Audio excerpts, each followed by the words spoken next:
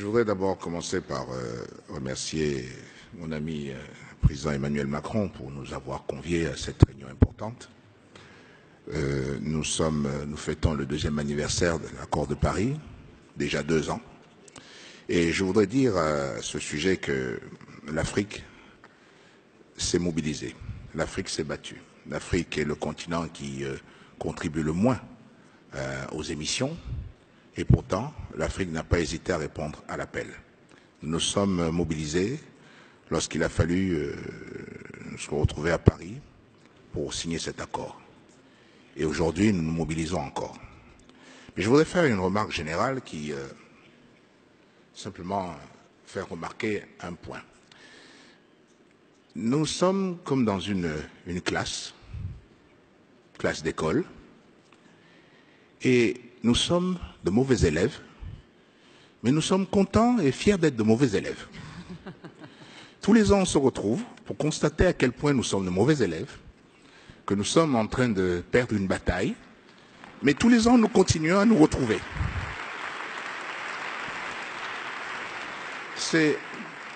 Je crois que c'est peut-être une boutade, mais c'est important à dire, parce que des millions et des centaines de millions et des milliards de personnes nous regardent et ont l'espoir, et notamment en Afrique. Et la vulnérabilité de l'Afrique face au changement climatique est chaque jour beaucoup plus grande. Moi, je viens d'un pays de forêt, et même les pays de forêt sont aujourd'hui menacés. Nous voyons les agressions du temps tous les jours. Et pourtant, nous, les pays de forêt, nous faisons partie de la solution. Car il faut bien dire que les défis qui sont les nôtres sont certes différents pour certains pays, mais c'est surtout pour nous de reconnaître que nous avons une responsabilité, car ce que nous allons faire de nos forêts peut avoir un impact beaucoup plus grand et plus important pour les autres, qui sont beaucoup plus démunis. Alors, je ne vais pas mobiliser la parole, surtout que mon ami Emmanuel Macron m'a déjà prévenu, il me dit, si tu prends la parole, c'est que tu as quelque chose à dire et à annoncer.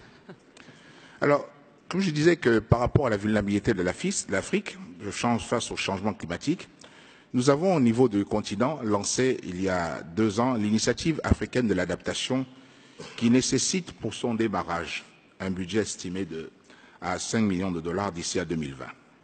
Et donc l'heure étant donc à l'action, je voudrais faire d'abord une proposition.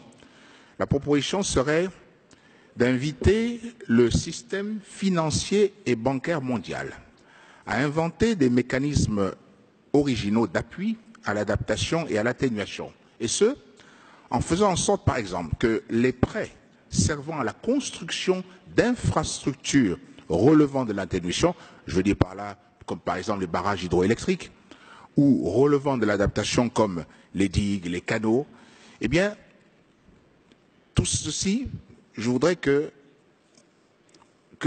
ces prêts soient affectés d'un label qu'on pourrait appeler label climat et qui offrirait des taux et des conditionnalités préférentielles. Donc c'est pour encourager. Deuxièmement, je voudrais dire que, en tant que coordinateur du comité des chefs d'État africains sur le climat, je voudrais lancer une campagne de mobilisation de fonds pour l'initiative africaine sur l'adaptation auprès des États de l'Union africaine, et ce, pour montrer à la communauté internationale que le continent reste toujours engagé. Et il est bon que nous puissions aussi montrer l'exemple. Et à ce titre, comme j'ai indiqué que le budget nécessaire au démarrage de ce fonds est de 5 millions de dollars, je voudrais dire que mon pays, le Gabon, va donc faire une contribution de 500 000 $ à l'initiative africaine de l'adaptation.